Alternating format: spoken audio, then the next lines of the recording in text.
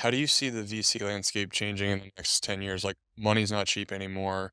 So you basically, I mean, you have to be profitable in order to stay alive. You have to have a healthy business. So, like, how are you seeing it change in real time as a CEO of a incredible business?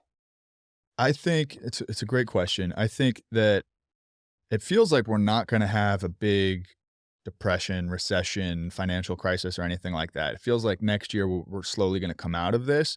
So I don't know if it was painful enough for entrepreneurs and VCs to correct bad habits. So I do think that you'll see companies raise a lot of money at high valuations that don't have viable business models.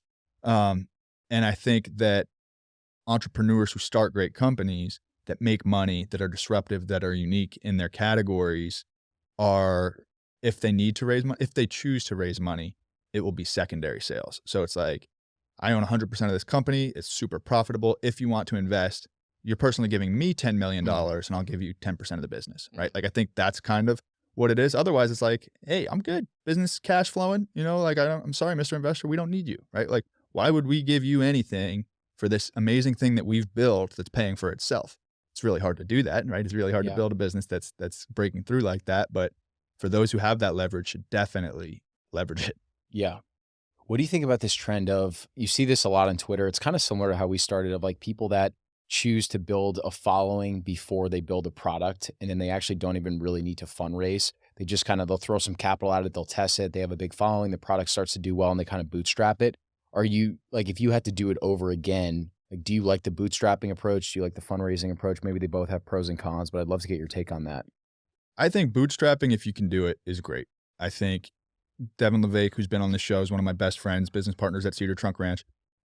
Everybody sees Devin on Instagram, right? And Devin is one of a kind. Devin's the real deal, right? He's got almost 1 million followers. He's one of the best athletes I know. He's super intense, focused, energetic.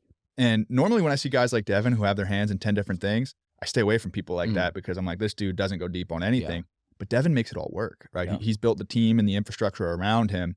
And guys like you and me and our friends and our peers that we run with and train with, I feel like are trying to be like Devin, right? Hmm. But that's to me is, there's only one Devin, Yeah. right? There's only one Devin LeVake. So I think if you can create content that is unique to you, go be you, right? To your point about Mm, building up a following, go be you, pick your niche, add a lot of value in that niche. Matt Choi, great example. When I met Matt 2 years ago, buddy had like 15,000 followers. yeah. I think he was a coach. He played college football. Like, I don't know what he was doing with his life. And now he is one of the most renowned running influencers in the game because he's put his head down and he built it. But guys like Devin and Matt now have that ability to go reach hundreds of thousands of people that you and I would have to pay tens of thousands of Mm, dollars to get in front of.